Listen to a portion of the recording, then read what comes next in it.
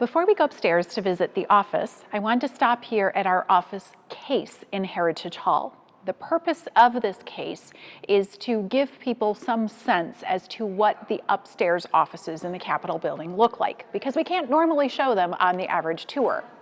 The case, of course, includes decorative art finishes on the walls. It includes an elaborate carpet, things that are very similar to what you will see in those spaces, which today are used by legislators. Today we think of them as House and Senate leadership offices. But historically speaking, when our Capitol first opened, those offices were home to all of the different state departments. And each year we redress this case so we can see, we can kind of evoke the idea of a different department. So right now, through 2005, this case is dressed to look like the Board of Health's office, which would have been located, as we said earlier, on the first floor in the west wing. And you will see some things in here that would have been similar to every office. These big roll-top desks were all throughout the building. But you will also see more nuanced items that are either period pieces or facsimiles that give us a glimpse as to what the Board of Health was doing every day. On the table, you'll see some reproductions. All of the paper that you see in here, these are going to be reproductions from either correspondence that is held in the Capitol's collection or from State Board of Health reports. So we can see on the table a statement that they issued about diphtheria, talking about how to prevent it, how to deal with diphtheria outbreaks, steps that should be taken. And we can also see a facsimile of a letter that the Board of Health sent out in response to a query from an average Michigander wanting to know how to disinfect the house they had just bought because there was a diphtheria case in it a couple years before. So in some cases, the State Board of Health is replying to individual queries from Michigan citizens. That means they are serving over 1 million people across the state from this space upstairs. The Board of Health also had its own daily and weekly routines, in part based on equipment and monitoring that was actually taking place in the physical office itself. So the Board of Health is very interested in how climate and weather affect health. And we can see this in the fact that they actually have a weather monitoring station that is initially just hanging out their first floor window. As I mentioned earlier, this is an important reason they had a southern exposure in their office suite. And they're going to be monitoring things like temperature, humidity, cloudiness, rainfall, ozone, velocity, wind direction, and atmospheric pressure. We can see here on the wall in the case a historic barometer. Now, I would love to tell you this was the one from the Board of Health office. No luck there. This is just a period antique. But as we look at this barometer, we are reminded that the Victorians were using the technologies they had to try to understand the world around them. And there was always concern that they were not perhaps getting the best readings because they're doing this out a window. In the wintertime, you open the window, warm air rushes out onto the equipment. Likewise, the stone is going to retain more heat or cold longer than the air around it. So in the 1880s, the Board of Health worked with these Board of State Auditors who actually care for the Capitol and oversee the building and grounds. They're going to get permission to erect a small weather monitoring station on the southwest corner of Capitol Square. That weather station was built by a man named William Appleyard, who had helped lay out the grounds initially in the 1870s. His father, James, was the superintendent of construction for the Osborne Company that had the contract to erect the Capitol building. So he's going to know the building well. He's going to literally see this weather station from home every day because he lived just west of the Capitol in the family home. They will use this weather monitoring station for about 20 years. And there is one photograph of it that survives. Now, these weather readings that they were taking were actually published in newspapers across the state. In fact, the state had an agreement with a whole network of newspapers to print a weekly column called Health in Michigan.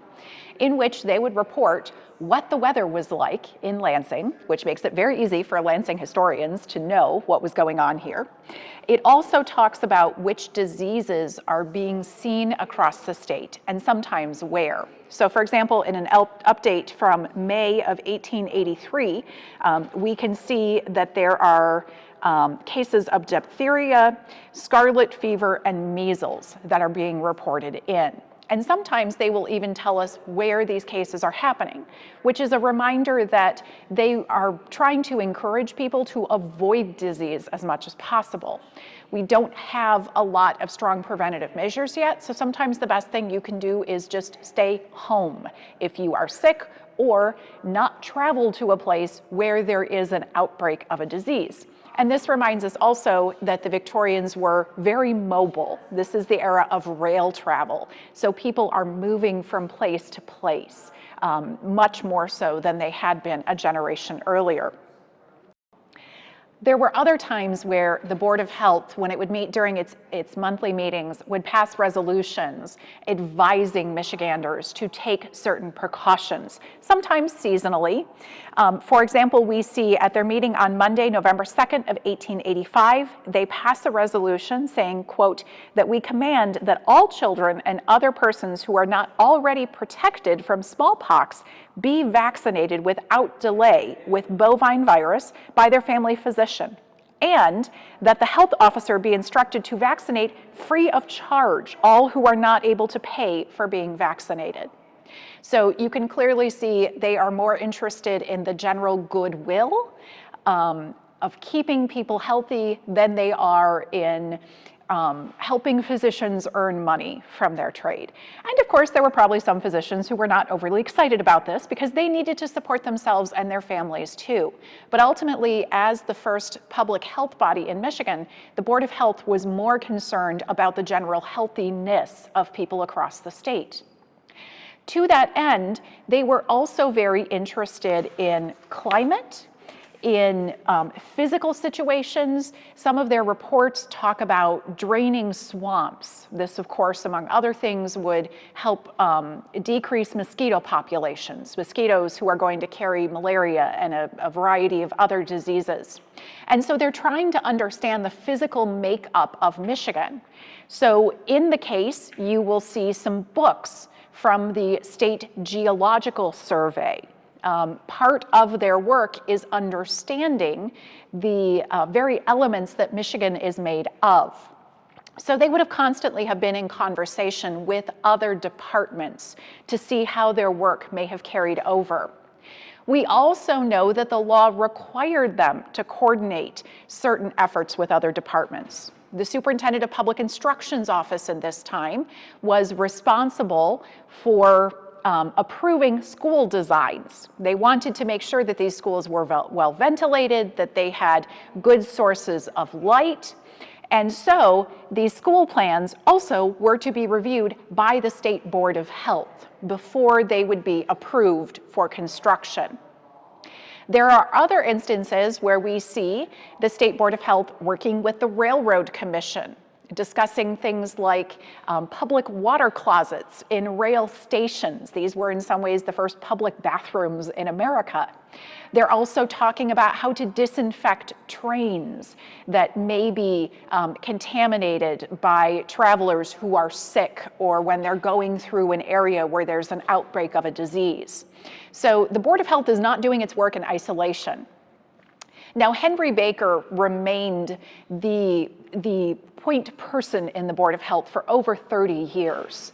And according to one of his contemporaries who wrote a history of the Michigan Medical Society, which he was also a part of, he was a very smart man, very well admired, received recognition for his public health work not only in Michigan, but nationally and even internationally.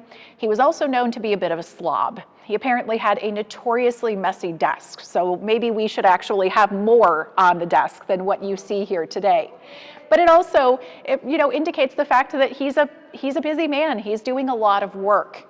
And he sees it as central that this work is being done from the Capitol because he can interact with those other departments. He has quick and easy access to other state officials. And as he has talented staff, come up through the ranks, if you will. When he can send them out and sort of deputize them, he will. Arnold Clark, that we mentioned earlier, was a clerk in his office for many years. Clark was very interested in reform, in temperance, in a lot of what we would see today as progressive era movements.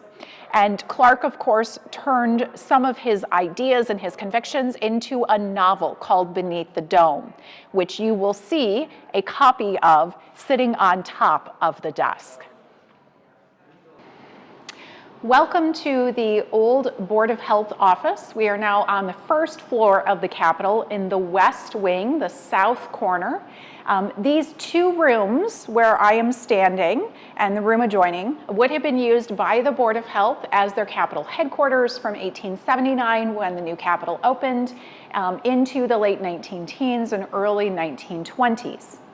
Now today, people who work in the building don't think of this as the Board of Health office. This is, in their mind, a Senate office. Today, if you draw a line down the middle of the building, you have House territory and you have Senate territory. And because we are on the south side of the West Wing, this is now the office of a senator who is in a leadership position. And I do want to thank his staff for permitting us to come in for this program. We are very grateful to them for sharing this beautiful space with those of you who are watching this program. Of course, like all of the upstairs offices in the Capitol, it is very, very beautiful. And I think it's particularly appropriate that the decorative art in this office has a very naturalistic feel to it. Above my head is what one might call an atmospheric ceiling design, meaning the ceiling is blue, which of course always evokes the idea of the sky. And around the perimeter of it, you will see a lattice pattern with vines. And to me, this speaks perfectly to the idea that the people who were working in this office were thinking a lot about their subject matter as it related to the natural world, in a way that many other state offices were not. Now, we don't know if this was intentional. This, again, falls into the realm of the mysteries of the decorative art. Could this have been a pattern that Christian Weidman and the Wright Company specifically used at Dr. Baker's request? Could it be something that they saw as a match to the work being done here? Or was it just something that they decided was pretty and would work well in this space with its geometry? Who knows? That being said, though, for me, it always serves as a reminder when I walk into this space of that history. And of course, it's not the only place we see vines and leaves and flowers. These are consistent motifs throughout the Capitol. This carpet always gives me flashbacks to the last recarpeting project, which I was a part of. I remember spending many hours in this particular room with a box of carpet palms, which are little fiber samples of different colors, trying to match the palms with the colors in the carpet. If memory serves me correct, there are 27 colors in this carpet. And of course, it is basically also a vine motif with lots of swirling acanthus leaves. The Victorians looked to the natural world as a source of beauty and inspiration, and they incorporated it in many, many places throughout the building. Just as the State Board of Health was putting out information about the health and situations of people across Michigan, so local Lansing newspapers were talking about the health of people who worked in the Capitol. Lansing newspapers have always covered the Capitol and its community in great detail. And we have been learning a lot more about what the newspaper has said, thanks to a big project that is part of our preparation for the Capitol's 150th. We will be celebrating that officially on January 1st of 2029, but right now our staff is hard at work pulling together all kinds of historical resources that reveal more about the inner workings of the Capitol. And my colleague Cambray has been clipping virtually thousands of newspaper articles that include some legitimate information and some pure gossip.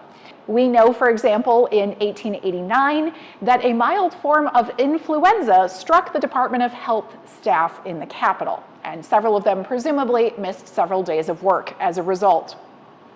In 1905, Chad Wells, an employee of the State Land Office, which was in the north hallway where the Speaker's office is today, came into the building to conduct some business, both in the State Land Office and in the Auditor General's office.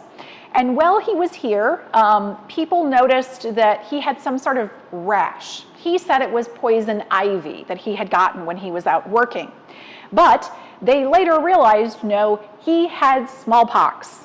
And so they actually, after this became known, had people come in and fumigate both the Office of the Land Commission and the Auditor General's office. In addition, several clerks in the Office of the Auditor General were sent home for 10 days, and everyone who worked in the office who was not vaccinated was instructed to go get your smallpox vaccine now. As you can imagine, Capitol staff and departments were dramatically affected by the Spanish flu pandemic in the late 19-teens. And many of the decisions that they had to make, many of the actions that they took will feel very, very relatable to us because they're very similar to what we did during the coronavirus pandemic a few years ago. So for example, as things start to ramp up with case counts, you see state officials meeting in the building talking about, should we shut down state government? Should we close these offices? Should we prevent gatherings in the states? There's talk about closing churches and theaters, moving picture shows, pool rooms, billiard rooms, lodge halls, dance halls. Schools will be shut down intermittently. Case counts will go up and down. There is a statewide quarantine that is ordered in December of 1918.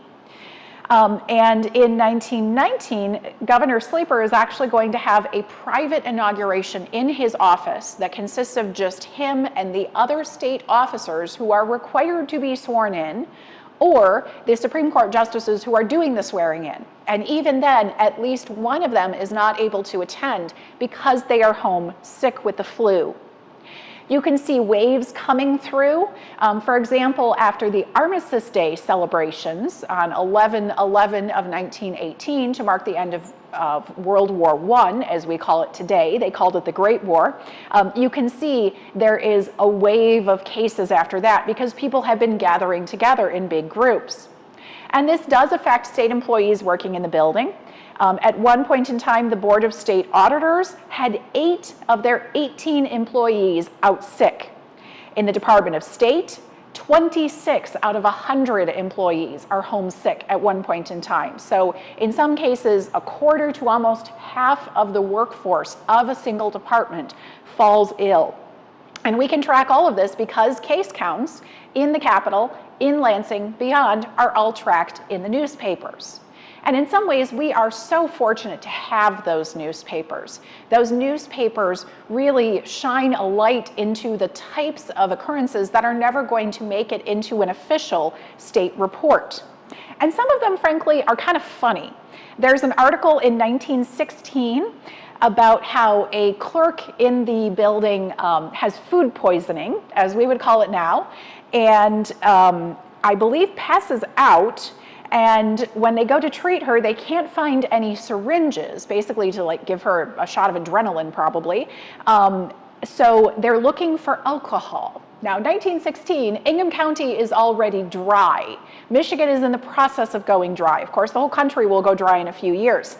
And so there's this rush around the Capitol, who might have whiskey that we could use to bring her back? And of course, no one's supposed to have whiskey, but conveniently, they find some in the Board of Health office because whiskey is also medicine. We know that there were exams for different types of medical professionals being held in the Capitol, largely upstairs in the House and Senate chambers. Remember, this is in an era when the House and the Senate are part-time, so they are not using the chambers the majority of the year. And this means that other pieces of state government, the Board of Health, but also licensing boards for nurses and dentists are proctoring exams upstairs in those chambers. Perhaps the most interesting, shall we say, of those exams were for embalmers. So embalmers have to be licensed in Michigan. This makes sense. They are dealing with bodies that may still be carrying disease. What I did not think about, though, until actually reading some of these newspaper articles, is that the embalmers taking tests are not just doing a paper test That's part one. They are also actually having to do a practical demonstration on a cadaver, which, yes, means there were cadavers brought in for these exams held in the chamber upstairs. There are also large public health conventions. In 1892, there is a National Association of State Boards of Health that will meet upstairs in the Senate chamber.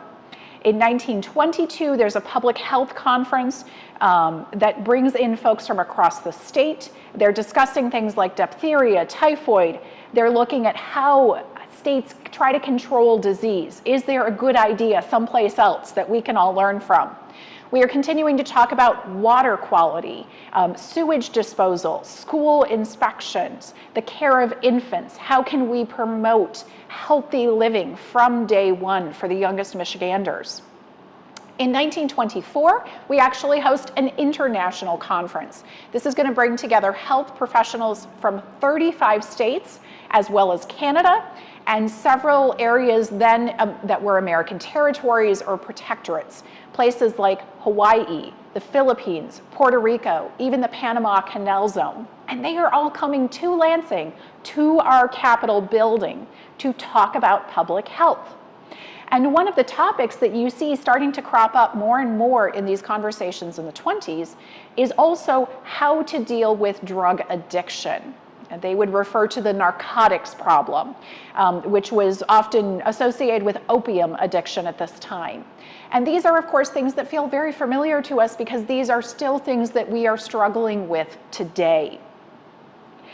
Now, there was an additional public health wing of the board that was never in the Capitol. That was the laboratories that went with the Board of Health. Those were located across the street in the old state office block, so the same building where the Board of Health was actually headquartered in the 1870s. There were multiple labs up on the third floor.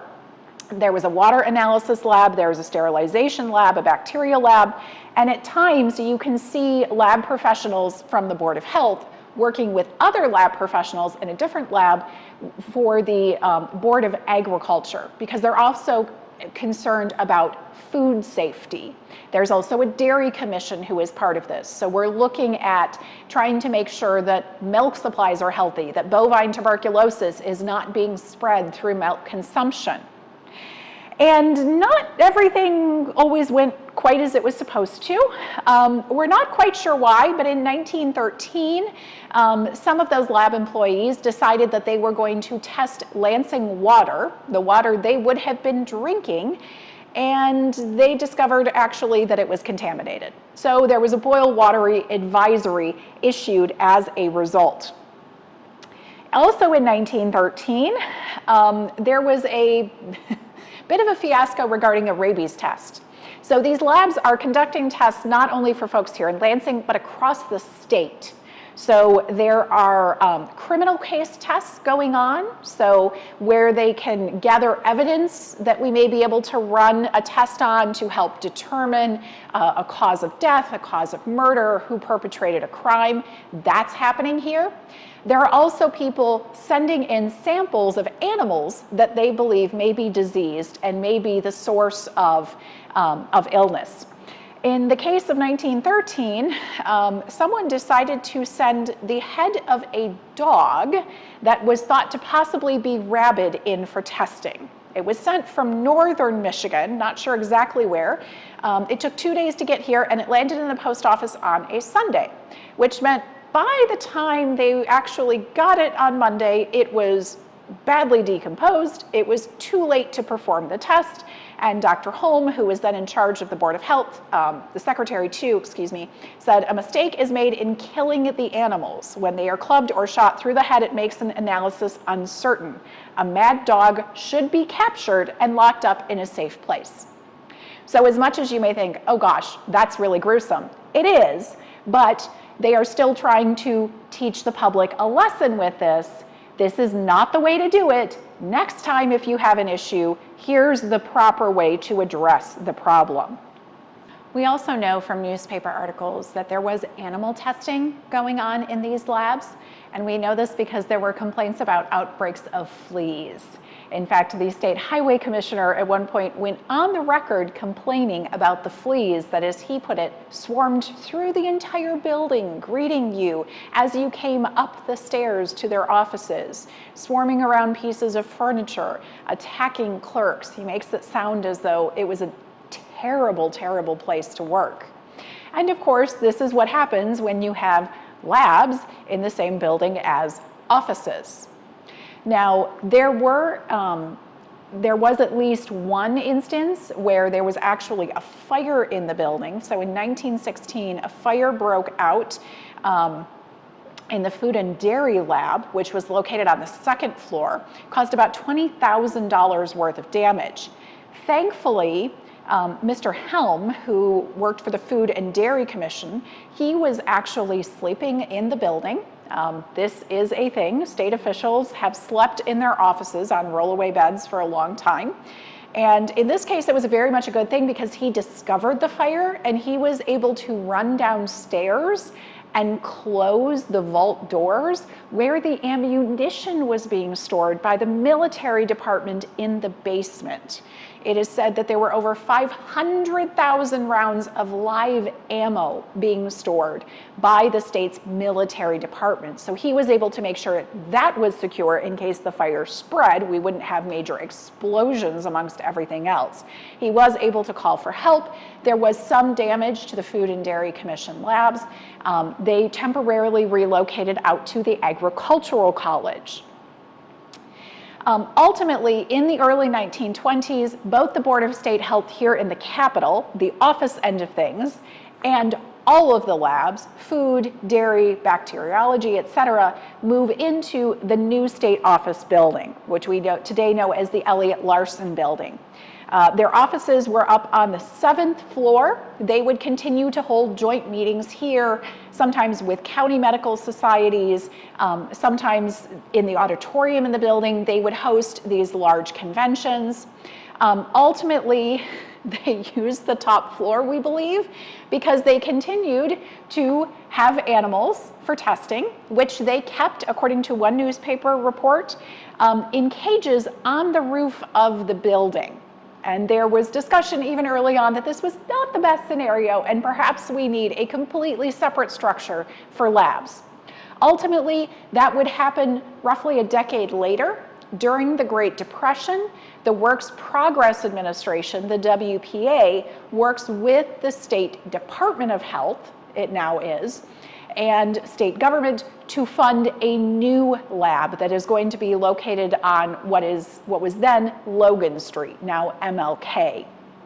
And there are newspaper articles from the time praising the fact that this will be a purpose-built building where this kind of work can safely be done, away from the office work that the Department of Health will continue to do from their state office building downtown.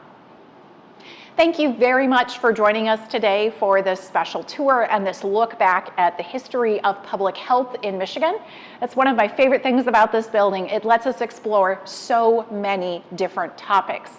If you have questions about today's program, you're welcome to drop those into the comments or send us an email at capitoltourguides@legislature.mi.gov. Also remember, this is part of a monthly program series we call the Rise in Progress, Stories from the Michigan State Capitol. Our next program in June will be all about the Capitol and cars. So thank you again so much for joining us. And until we see you next time, take care.